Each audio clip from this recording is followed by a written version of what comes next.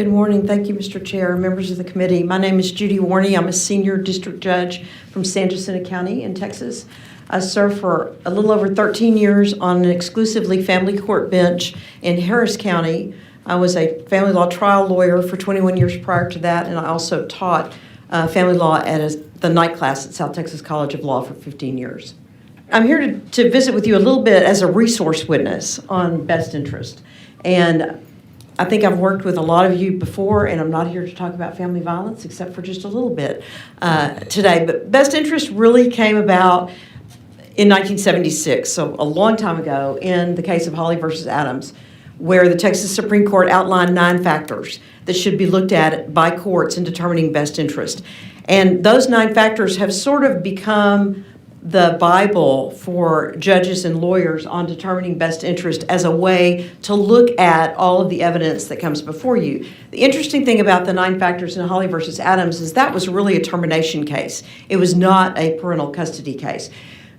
But be that as it may, those 9 factors have moved into the custody and possession arena and have become things that the judges look at when determining best interest. So in practice, best interest, from my perspective, both as a lawyer and from the bench, is really sort of like the old United States Supreme Court statement about pornography. I sort of know it when I see it, but I don't really know that I could plug all of the evidence that I receive into one of those 9 factors under Holly versus Adams. So what happened after Holly versus Adams? Well, the United States Supreme Court in 2000 issued the opinion in Troxel versus Granville. Troxel versus Granville was a non-parent versus a parent case. It was a tragic case where a father had died and his parents were seeking access to the child and sued the mother for access to the child. It was tragic on a number of different levels, but mostly because the parties fundamentally had an agreement that there should be an ongoing relationship, but they couldn't agree on what that relationship should look like. So, in other words, how often should the child see the grandparents and under what circumstances? That went all the way to the United States Supreme Court. The United States Supreme Court said there's a presumption that a fit parent looks out for the best interest of their child, and that unless you can show that that's not happening, then the decisions of the fit parent are what controls. And so they agreed with the mom that she could solely determine what the circumstances were that allowed grandparent access. They didn't discuss Holly versus Adams. They didn't really even outline all of the factors that should be looked at. It was not a Texas case that went up to the United States Supreme Court. Then in 2012, the Texas Supreme Court issued their opinion in re Stephanie Lee. And in re Stephanie Lee sort of turned, from my perspective, best interest on its ear. Because in re Stephanie Lee was a mediated settlement agreement where the parties had reached an agreement regarding the child, and one of the parents was having a relationship with a registered sex offender who had been allowed to be around and sleep with the child, the subject of the suit. The mediated settlement agreement allowed for ongoing contact, and it had some provisions that would be protective of the child, but the judge was concerned that the provisions weren't going to be enough. So the judge, on his own motion, said, you know what? Best interest controls everything under the family code. I'm going to have a best interest hearing, and I'm going to decide whether this is really good for this young girl. The judge decided it was not. The case went all the way to the Texas Supreme Court. Texas Supreme Court said no.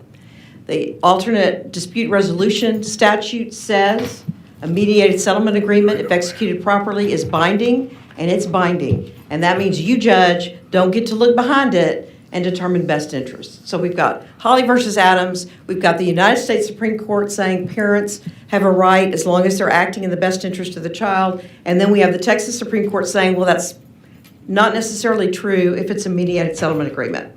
Then we get to 2020, Texas Supreme Court comes out with the decision of in re CJC.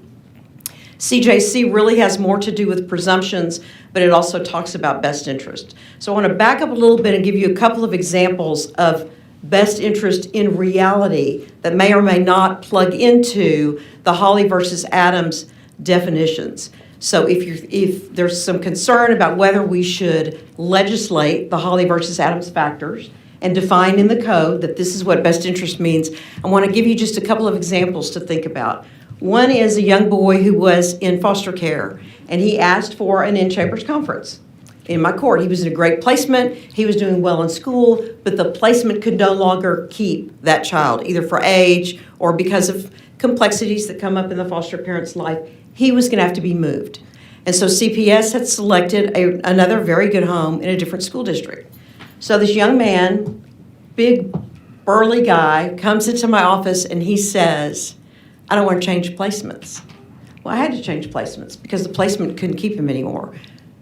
But what the question was is, what am I going to do in terms of where he goes? And I said, well, talk to me. You're doing great. Grades are great. You've been happy. He said, I've been in 6 schools in 9 years, and I made the football team. And he said, it's the only good thing I've ever done in my life. That's how he felt about it. And I want to play football. I don't care if I live in a closet. I don't care if I beg for food. I want to play football. So what does that have to do with best interest? Well, I don't know how you fit that in the Holly versus Adams factors, except from my perspective, it was in the best interest of this kid to find a way that he gets to stay in the school district and play football, or he gets with a placement who can take care of the transportation and those logistical issues. So there's a lot of things that go in. Second story, 2 sisters. One has cancer and is dying, and everybody knows it. Young girls, middle school.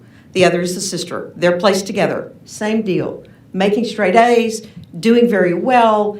Everything's fine. She asked for an in-chambers conference, and she says, I want to change placements. And I said, what do you mean you've wanted to be with your sister all this time? And she said, I do want to be with my sister, but I want to change placements. And I said, well, what's going on? The placement had a medical background, was caring for all the needs of the sick child. And she said, my foster mom has a blog.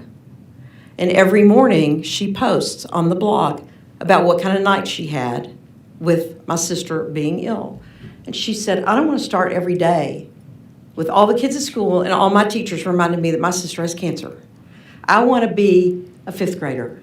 And I want to worry about whether the kid that sits next to me in the cafeteria likes me. And she said, yeah, it bothers me that my sister's ill. It bothers me that she's going to die, and we all know that. But I don't want to start every day like this. And so what was in her best interest was bring foster mom in and say, here's the deal. We're going to move the kids, or you're going to drop the blog. Now, was that a sustained constitutional challenge for me to tell a parent they can't post? Probably not. But it was in the best interest. And once again, it just doesn't fit in those 9 factors. So I guess from my perspective, best interest is a little bit of I know when I see it. I have some concern that if you legislate these 9 factors, you're going to have judges who might say, you know what, I don't want to hear that evidence because it doesn't fit in one of these 9 factors. And this is what I have to consider. Or you might have judges who say, this is what I'm going to consider, and I don't want to think about all these other intangibles that might go on that impact whether or not the action that a judge takes is in the child's best interest.